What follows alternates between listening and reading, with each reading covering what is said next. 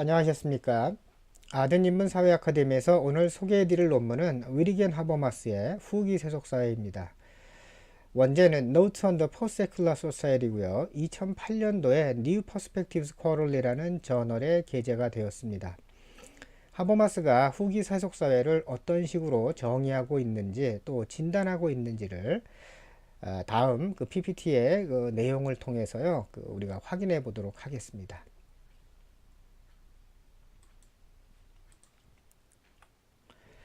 하버마스는 후기 세속 사회를 논의하기 전에 일단 적용 범위를 설정을 하고 있습니다.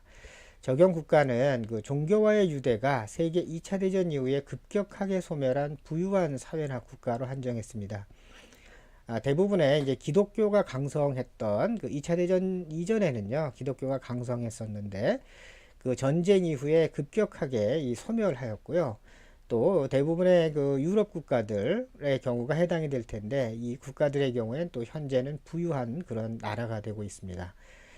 이 나라에서는요, 시민들이 그 세속화 사회, 이 종교가 그 삶의 관련성을 유지하고 있지 않다라고 그렇게 시민들이 생각하고 있는 나라로서 대부분의 유럽 국가나 캐나다, 호주, 뉴질랜드 등으로 이제 적용될 수 있는 세속 사회의 범위를 이제 후기 세속 사회의 범위를 설정하고 있습니다. 미국이나 또 한국과 같은 나라는 엄밀하게 그 하버마스의 그 논의에 의하면 그 해당이 되지 않을 수도 있습니다. 자, 세속화에 대한 그 사회학적 논쟁을 그 다시 한번 고찰하고 있는데요.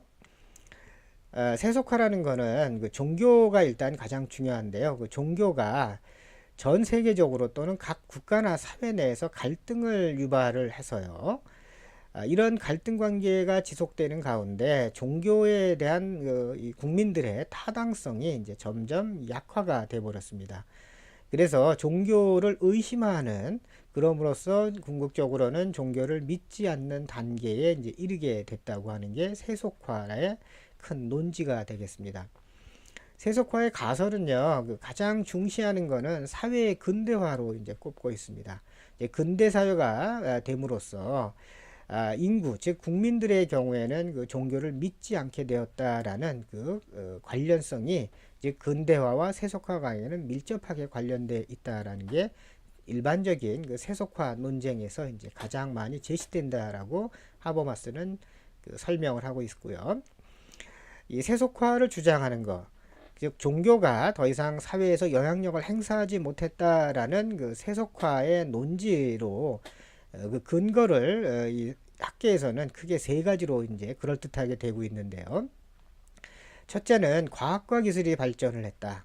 이 과학과 기술의 발전으로 말미암아 마법에서 풀려난 세계에 대하여 점차 인간 중심적인 그 이해가 가능해지는 사회로 이제 발전해 갔다. 마법에서 풀려난 사회란 말은 초자연적인 능력을 가진 사회, 좀 더 구체적으로 얘기를 하면은 그 하나님 중심의 세계를 얘기할 것 같은데요. 그런 하나님 신 중심적인 세계, 또 한편으로는 형이상학적인 세계도 이제 마찬가지가 될 것 같습니다. 성격적으로는요. 이런 사회와는 이제 과학과 기술이 화해가 불가능하다라는 그런 관점에서요. 즉 과학과 기술이 발전을 하면 점차 종교를 믿지 않는다라는 이런 하나의 논지를 통해서 세속화가 이제 주장이 됐고, 두 번째로는요. 사회의 그 하위 체계가 기능이 분할을 했다라는 점을 꼽고 있습니다. 과거에 그 중세를 비롯한 그 기독교가 강성했던 나라에서는 이 기독교라는 게 일종의 정치하고 종교가 하나의 한 몸처럼 움직였던 시절이 있었죠. 그런데 이것이 근대화 이후에는 이 점차적으로 사회의 체계가요 여러 개로 분할이 됩니다. 뭐 그 분할 속에는 종교 기관도 하나가 들어갈 수 있고 또 교육 기관도 들어갈 수 있고 입법 기관도 들어갈 수가 있겠죠. 그런 식으로 여러 체계로 분할을 하는데, 그렇게 분할을 한다라는 거는 근본적으로 보면은 종교와 또 종교 기관이요, 법이라든가 정치라든가 민생이라든가 교육, 과학 등에 대하여 더 이상의 그 통제를 할 수 없는 단계에 뭐 이르게 됐다라고 이제 생각을 하고요. 그러므로 이제 종교 행사, 우리가 이제 종교에 참여하거나 종교적인 어떤 큰 뭐 미사라든가 예배라든가 이런 행사를 어떤 공적 행사로 보는 것이 아니라 이제 사적 영역으로 우리가 이제 생각을 하게 되었고요. 그러다 보면 전반적으로는 공적 영향력과 타당성이, 즉 종교에서 말하는 겁니다. 그 종교에서의 공적 영향력과 타당성이 이제 상실해 갔다. 이것을 촉발한 거는 사회의 하위 체계가 분화된 것도 하나의 역할을 했다라고 보고 있고요. 또, 또 다른 이제 세 번째의 그 세속화가 이제 가능해졌던 거는 후기 산업 사회로 이제 이행해 가는 과정에서 이렇게 세속화가 진행이 됐다. 근본적으로 후기 산업 사회는 더 높은 수준의 복지와 사회보장 제도를 시행하고 있습니다. 이런 사회보장이나 복지가 상당히 발달한 나라에서는 자신의 우리가 인간이 살아가는 그 존재에 대해서 어떤 안정성이 증가를 할 수밖에 없겠죠. 그렇다면 과거에 통제되지 않은 우연성, 뭐 좀 더 쉽게 설명을 드리면 태풍이 분다거나 뭐 또 홍수가 난다거나 하는 우연하게 일어나는 일들인데 이거는 우리의 힘으로 통제할 수가 없었죠. 그런 일이 일어날 때에는 우리가 예전에는 뭐 이 기도를 한다거나 또 예배를 한다거나 뭐 이런 식으로 뭔가 신앙을 통해서 대응을 했었는데요. 그럼 내 스스로가 이제는 안전하다라는 판단이 증가를 하게 되면, 그렇다면은 사람들은 종교에서 멀어진다라는 게 세속화에서 주장하는 크게 세 가지의 논지가 되겠습니다. 하나는 후기 산업사회, 또 하나는 사회 하위 체계로 기능이 분화했고, 또 하나는 아까 말씀드린 것처럼 과학과 기술의 발전이 이제 이런 그 세속화를 가능하게 만들었다라는 게 하나의 이제 세속화를 주장하는 사람들의 그 이론적 배경이 되고 있는데요. 하지만 이제 현대로 오면은요, 더 진전된 사회로 오게 되면 종교의 부활을 알리는 세 가지 현상이 이제 일어나고 있습니다. 첫째로는 그 선교의 확대를 들 수가 있는데, 기성 종교기관 내에서 정통 또는 보수단체가 전 세계로 진출하고 있습니다. 그 미국에서 아마 선교 활동을 하느라고 우리 한국에도 예전에 이제 많이들 들어왔죠. 또 이 우리도 그런 것과 마찬가지로 우리나라의 그 기독교 단체를 중심으로 하거나 또는 불교 단체 같은 데도 마찬가지일 텐데요. 이런 데에서 보면 전 세계로 그 선교를 떠나고 있습니다. 이런 선교가 확대됐다라는 거는 이제 전 세계적으로 종교가 부활되는 게 아니냐라는 인상을 줄 수가 있겠고요.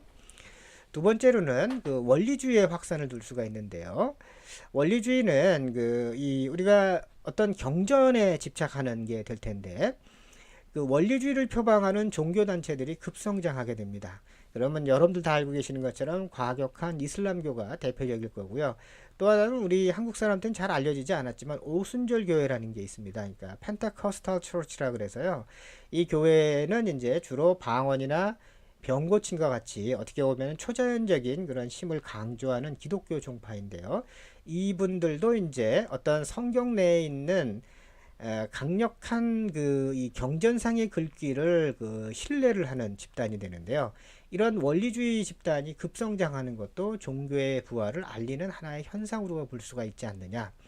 그런데 이러한 그 원리주의 종교단체들의 경우에는 한편에서는 세계와 싸우거나요. 그러니까 아마 과격한 이슬람교가 대표적일 것 같습니다.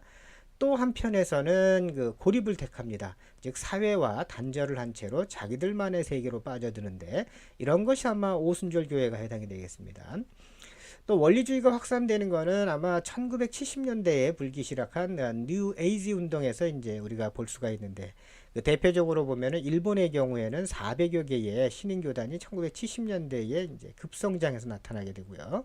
또 중국의 경우도 70년대, 80년대를 거치는 동안에 파룬궁이 상당히 사회로 이제 이렇게 사회 수면으로 올라오게 되죠. 이런 그 다양한 종교들이 이제 또 나타난다라는 것도 일종의 종교가 부활됐다. 또 하나는 종교에 내재된 폭력성의 정치 도구인데요. 조금 쉽게 말씀을 드리면 종교가 정치 속으로 이제 들어왔다는 얘기를 보시면 될 것 같아요.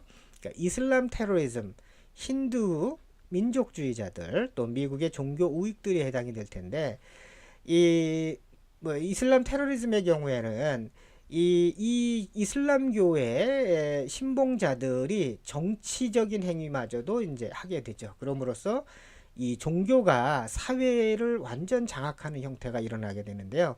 그러면은 그런 사회에서는 당연히 종교가 쇠퇴한 것이 아니라 종교가 굉장한 영향력을 행사하는 현상이 되겠죠. 그러므로 이 선교의 확대라든가 원리주의 확산이라든가 또 종교가 정치 속으로 들어오는 이런 세 가지 현상은 종교의 부활을 알린다. 그러면은 아까 말씀드린 그 세속화, 종교가 쇠퇴한다라는 그런 관념과는 정반대적 현상이 이제 또 나타나고 있습니다. 그러면 이제 후기 세속 사회는 어떤 것이냐? 하버머스는 종교의 기능이 상실됐고 대신에 개인주의 경향이 이제 늘어나는 사회로 규정하고 있습니다. 여기서 종교의 기능이란 말은 우리가 종교의 기능이 상실됐다고 해서 종교가 사라졌다고 해석하시면 안 되고요. 종교의 기능이라 그러면 어떤 교회라든가 또는 성당이라든가 또는 절과 같은 종교 기관들을 통해서 우리가 종교적 행위를 했습니다. 그런 의미에서 더 이상 종교를 찾아가는 종교 기관에 가서 우리가 예배를 보고 미사를 드리고 이런 것과 같은 종교적 행위를 하는 것들이 상실됐다라는 거죠. 대신에 그런 상실이 된 거는 개인주의가 확산돼 버리고 있다라는 게 후기사입니다. 개인주의라는 거는 여러분들이 좀 혼동하시지 말아야 될 거는 나만 한다라는 게 아니라요. 개인의 자유적인 성향이 굉장히 강해졌다. 그러므로 종교 집단에 가서 기도를 하고 그러는 것이 아니라 나 혼자서 기도를 한다거나 또는 나 혼자서 어떤 종교 대신에 영적 세계를 추구한다거나 그런 의미에서의 개인주의를 생각을 하셔야 됩니다. 그러므로 이런 것은 궁극적으로 개인이 어떤 영적인 세계, 영성의 세계를 혼자서 추구하는 것은 궁극적으로 보면은 종교가 사회와 개인에게 영향력과 타당성을 상실한 것은 아니라는 표시로 볼 수 있습니다. 그러므로 이 종교는 여전히 그 세속 사회에서요, 즉 우리가 지금 종교 기관에 가서 종교적 행위를 하지 않더라도요, 여전히 종교는 사회에서 영향력을 행사하고 있으면서 자리를 주장하고 있습니다. 그러면 이게 구체적으로 어떤 것인가를 조금 더 뒤에 보시면 설명이 될 것 같습니다. 후기 세속 사회가 우리가 살게 되는 이유는 의식에서의 변화 때문에 일어납니다. 첫째는요, 우리가 어떤 식으로 종교를 생각하냐면 종교 분쟁과 관련해서 전 세계에서 일어나는 갈등을 우리가 인식을 하고 있습니다. 무슨 말이냐면 거꾸로 생각하시면 될 것 같아요. 우리가 전 세계적인 갈등이 지금 곳곳에 일어나지 않습니까? 그러면 그 이유의 근본적인 이유는 종교 분쟁과 관련됐다라고 우리가 생각을 한다라는 거죠. 또 이것은 이제 결과적으로 보면 대중이 생각하는 방식을 변화시켜서요. 변화시킨다라는 거는 이 갈등의 중심으로 종교가 들어가 있다라는 거니까 이 말의 의미가 결국은 종교의 영향력을 우리가 인식을 하고 있다라는 거죠. 그런 점에서 보면 우리가 종교가 우리 사회에서 여전히 사라진 것이 아니라 우리도 모르는 사이에 영향력을 이제 행사하고 있다란 말이 되겠고, 또 종교의 국내적인 영향도 있습니다. 이제 첫 번째는 종교기관들은요, 해석의 공동체로서의 역할을 담당하고, 또 종교계는 여론과 의지, 우리 인간들, 우리 사회의 구성원들의 의지를 형성하는 데 영향을 미치고 있습니다. 이걸 조금 더 쉽게 설명을 드리면 낙태나 자발적 안락사와 같은 도덕적 이슈에 대해서 도덕적인 직관을 부여하는데, 즉 낙태 문제가 우리가 사회에 큰 이슈화 될 때에는요, 종교기관들이 낙태를 어떤 식으로 해석할 것인가, 그런 것들을 제시를 하게 되죠. 그러면 그런 것을 통해서 그 해석하는 방식을 통해서 여론을 만들어내고 또 사회 구성원들에게 어떤 식으로 행동해야 될까를 형성하는 데 영향을 미치는 거죠. 우리가 또 이제 그런 거 외에도 우리 마을 곳곳이라고 했지만, 마을 곳곳이라는 의미는 사회 곳곳에서요, 우리 주변에서 보면은 다양한 종교를 발견했습니다. 다양한 종교라는 거는 이 기독교 사회를 중심으로 했던 유럽의 국가에는 기독교만 있는 것이 아니라 이슬람교, 또 절도 요즘 많이 발견을 할 수가 있죠. 또 그 외에 무슨 이 아프리카의 민속 종교도 있을 수 있고요. 또 한편으로 보면은 이 종교라는 것이 꼭 기관만을 의미하는 것이 아니라 또 그런 다양한 종교를 믿는 사람들도 발견할 수가 있겠죠. 그렇다면은 우리 주변에 보면 여전히 보면은 종교가 국내외적으로 영향을 미치는 거죠. 그러니까 첫째는 우리가 의식의 변화에 있어서 보면 갈등을 일으키는 게 종교 때문에 일어났다. 두 번째는 그 종교가 국내외적으로 그 어떤 여론을 형성한다거나 또는 해석의 문제가 발생할 때에는 여전히 영향을 미치고 있고요. 또 세 번째로는 이주민이 급격히 증가를 하고 있습니다. 그러니까 이 세계화되는 가운데요. 보면 이주민이 증가를 하면은 다양한 종교가 사회 속에 보이겠죠. 그러면은 이제 근본적으로 이런 다양한 종교가 있게 되면 또다시 공존해야 되는 문제가 발생하고 그러면은 사회통합이라는 난제가 일어나겠죠. 이렇게 사회통합이 어려워지는 거는 근본적으로 마찬가지 역으로 보면은 종교 때문에 벌어지는 거니까 그러면 우리의 의식 속에서는 세 가지 변화가 일어난다는 말이 되겠습니다. 이런 의미에서 보면은 종교는 사라지고 없어진 것이 아니라 여전히 종교가 영향력을 행사하는 중이죠. 단지 우리 개인들은 종교 기관을 통해서 종교 행위를 하는 것은 아니라 하더라도요. 그러므로 세속화 이론은 근거를 상실했다라고 보고요. 또 근대화 과정에서 종교가 종교가 실종됐다라는 것은 그러므로 아예 근거조차 이제 없는 그런 얘기가 될 것이다라고 하버마스는 주장을 합니다. 이런 사회가 되면 후기 세속 사회에서는 상호 이해가 필요합니다. 그 상호 이해가 필요해지는 가장 큰 이유가 정교의 분리에서 비롯됐습니다. 이 정치하고 종교가 분리되는데요. 이 정치가 분리가 종교가 되면 우리는 종교의 자유가 부여가 되겠죠. 그러면 종교의 자유가 이때에는 존경이 아니라 관용에서 비롯되기 때문에 상호 이해가 필요해집니다. 이건 어떤 의미냐면 종교의 자유라는 거는 근본적으로 지배 종교가 처음에 있었을 겁니다. 아주 커다란 사회에서 차지하는 종교가 있었는데 이 종교가 소수 종교가 나타나기 시작을 하죠. 아까 뭐 이주민이 온다거나 이런 식으로 하든 소수 종교가 생겨나게 되면 그때는 다수를 차지하는 종교가요. 소수 종교를 일종의 그 윗사람이 아랫사람 대하듯이 너그럽게 그러면 아유 그래 니네 종교 활동 해라라고 이제 허용을 해주는 거죠. 그 종교를 존중한다기보다는 일종의 관용이라는 말이겠죠. 그렇게 해서 종교 자유가 부여가 됐는데요.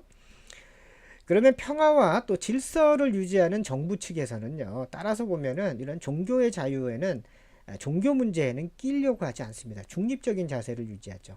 이런 중립적인 자세를 잠정협정이란 말로 하버마스는 설명하고 있습니다. 모두스 비벤디라고 표현해놨는데 그런데 이런 것 가지고는 우리 사회가 안정화될 수 없다는 거죠.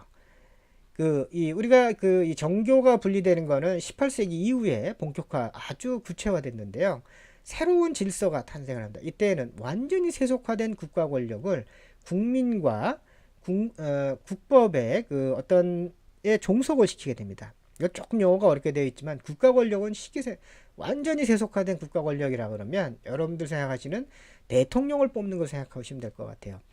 대통령이라는 사람은 국법에 종속이 되죠. 그리고 국민의 의지에 종속이 됩니다. 국민의 의지에 반하게 되면 대통령이 국가 권력을 행사할 수가 없게 되죠. 그러니까 완전히 세속화됐다 그러면 물질적으로 세속화됐다는 얘기가 아니라 종교가 완전히 배제된다라는 말이겠습니다. 종교가 완전히 배제되는 그런 국가 권력에서는 근본적으로 국법과 국민의 그 민주적 의지가 더 중요해지는 겁니다. 그러면 이런 사회에서 보면은 시민들은요, 그 하나의 동일한 공동체의 구성원으로 서로를 이제 상호 인식하게 됩니다. 그러니까 즉 대통령이 중요한 것이 아니라 여러분들과 저 하나하나가 모두 다 하나이면서 하나로 되어 있는, 그러니까 여러 개가 아니라 동일한 우리가 이제 구성원이다라고 서로에 대한 평등성을 주장을 하는 게 되죠. 그러면 이런 사회 속에서 현재 우리가 살고 있는 사회가 될 텐데요. 이런 사회 속에서 민주정부도 나타나게 되고 시민사회도 있을 거고 하위 문화가 아까 여러 개로 분화한다고 그랬죠. 그런 것도 있는데 이런 것들은 각각이 자기 유지가 필요해집니다. 정부를 유지하기 위해서 선거를 통해서 대통령이 또 되기 위해서는 그 말은 자기유지란 뜻이 되겠고요. 시민사회. 그럼 우리가 시민사회 중에서도 그냥 단적인 예로 시민단체를 한번 생각해 보시면 시민단체도 자기들의 활동을 계속해서 유지해 가야 되겠죠. 또 우리가 교육기관도 교육을 계속해서 교육기관으로서의 기능을 하기 위해서는 뭔가의 역할을 또 해야 됩니다. 그럼 이런 사회 곳곳에 나와 있는 이러한 집단이나 문화가요, 자기유지가 필요해지는데, 이러다 보면 근본적으로 갈등이 일어나게 됩니다. 정부는 정부대로, 또 시민사회는 시민사회대로, 또 하위문화 하위문화대로 갈등이 일어나게 돼서 근본적으로 정부가 어떤 중립적인 자세를 취한다 하더라도요, 이 속에는 갈등이 있을 수밖에 없다라는 게 되겠고요. 또 그런 의미에서 보면은 자유주의적 법치, 즉 완전한 법률로서만 국가를 통치하면은 완전히 중립적인 자세가 될 텐데요. 그 속에서 보면 종교의 자유는 기본 권리가 됩니다. 또 소수 종교는 따라서 어떤 식으로 대처하게 되면 너그러운 국가 권위의 그 관용에 의존할 수 있게 됩니다. 아까 얘기한 것처럼 다수 종교가 차지하는 다수들의 종교가 있었는데, 그게 소수 종교를 관용으로 우리가 이해해 줬었는데, 이런 완전한 법치 속에서는 법률로 딱 정의해 버리게 되면 소수 종교는 이 뭔가 문제가 발생합니다. 왜 그러냐면은 어떤 법률로 정의할 때는 다수의 어떤 원칙을 따라가서 법률로 정의하겠죠. 그러면 소수 종교는 상대적으로 어떤 불평등한 상태에 놓이니까, 그럼 소수 종교를 믿는 사람들은 갈등이 생겨날 수밖에 없는 거죠. 그런 사회에서는, 우리가 이런 사회에 살다 보니까요, 상호 이해가 필요해집니다. 모든 시민은 평등하다라는 것들을 이제 우리가 인식을 해야 되는데, 그런 인식에서도 우리가 그 인식을 더 나아가서 다른 사람에 대한, 또 타인에 대한, 타 종교에 대한 인식도 필요하고 소수 종교에 대한 인식도 필요해지는데도, 사실은 그것이 우리가 외형상 보면 통합된 시민사회로 우리는 보고 있는데, 하지만 이건 이미지로서만 존재할 뿐이지, 아까 얘기한 것처럼 완전한 자유주의적 법치 속에 보면은 갈등은 있을 수밖에 없다라는 겁니다. 단적인 예가요, 극단적인 다문화주의와 호전적인 세속주의 간의 문화투쟁이 일어난다는 겁니다. 다문화주의라는 거는 문화가 다양한 거죠. 여러 사회에. 집합적 정체성이란 말은 다양한 문화를 얘기하는데요. 그러면 각각의 문화적 주체들은요, 자신들을 보호해 달라고 법적으로든 인간적으로 호소를 하게 됩니다. 그러면서 계몽의 원리주의자들, 그러니까 계몽의 원리주의라는 거는 하나의 법률로서 우리 사회를 지탱하자, 예를 들면 이렇게 주장하는 사람이 있을 겁니다.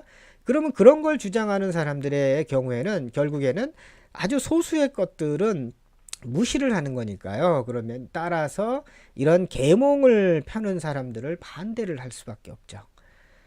그러면서 소수 문화에 대해서 편견 없는 법률 적용을 요구하고, 또 강요된 동화 정책을 펴지 말라라고 주장을 합니다.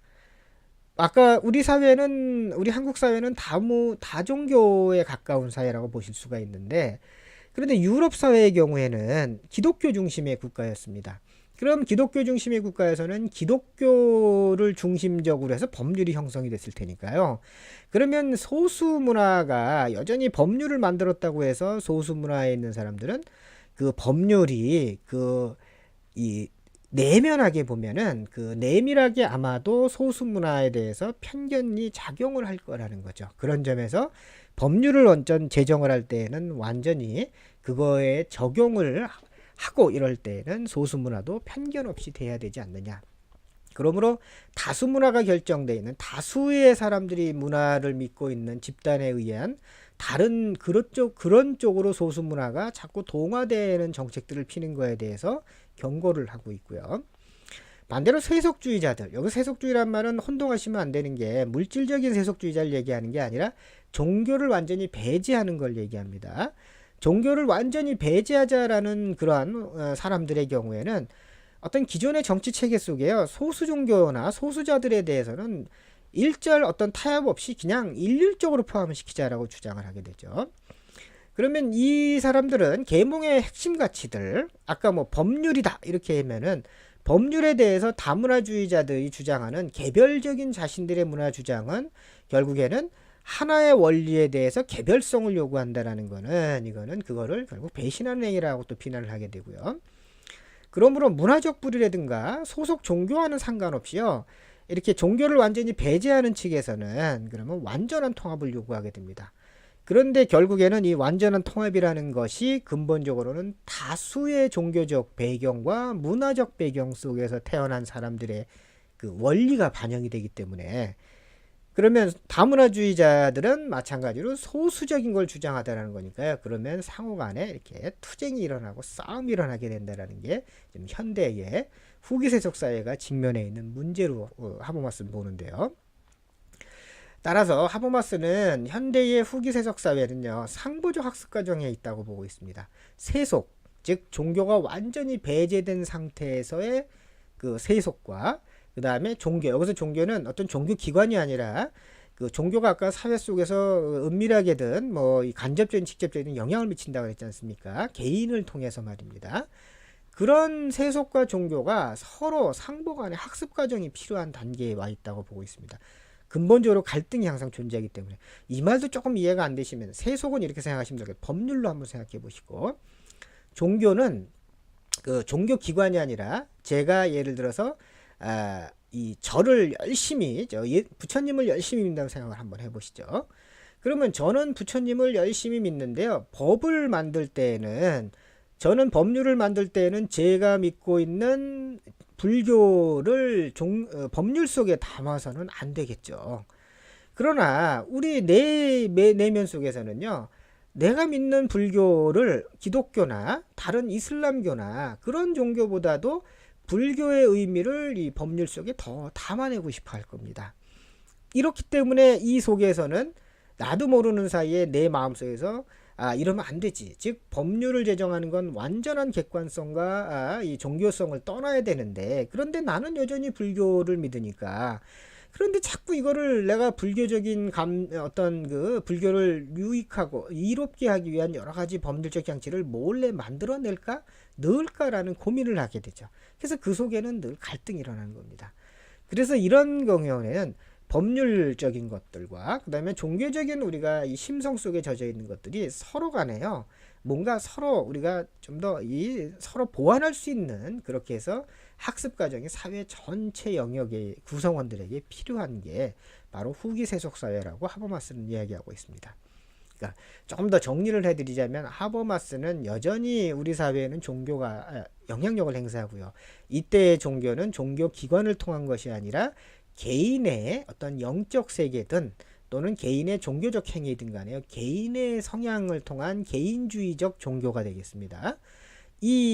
그런 개인주의적 종교가 여전히 사회 곳곳에 영향을 미치고 있고요.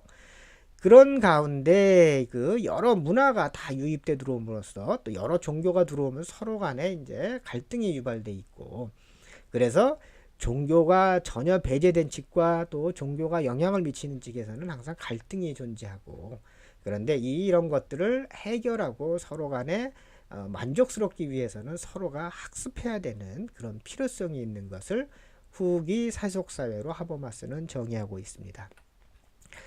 자, 오늘 이 아든인문사회학에서 소개해드린 논문은 뭐 여기까지 정리를 해드리도록 하겠습니다. 하버마스의 이론이 다소 뭐 조금 어려운 것 같지만요. 크게 생각해 보시면 아마 용어상 세속만 조금 주의해서 보시면 되고 개인주의라는 용어도 좀 주의해서 보시면 될 것 같아요. 뭐 여러 차례 말씀드리지만 세속이라는 거는 속된 인간을 의미하는 게 아니고요. 그러니까 어떤 종교적인 그러한 영향력을 완전히 배제한 상태를 세속으로 하버마스는 보고 있는 것 같고요. 개인주의라는 것은 개인의 이익을 탐구하는 것이 아니라 개인의 어떤 사회의 어떤 조직 원리라든가 종교 기관의 조직 원리가 아니라 개인의 의지와 자유에 따라서 행동하는 것을 개인주의로 정의하고 있습니다.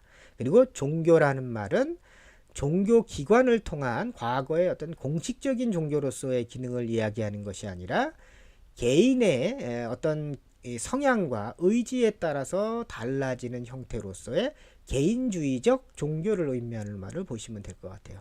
이런 각도에서 이제 하버마스는 그 후기 세속 사회를 진단해내고 있었습니다. 자, 오늘 감사드리고요. 좋은 하루 되시기 바랍니다.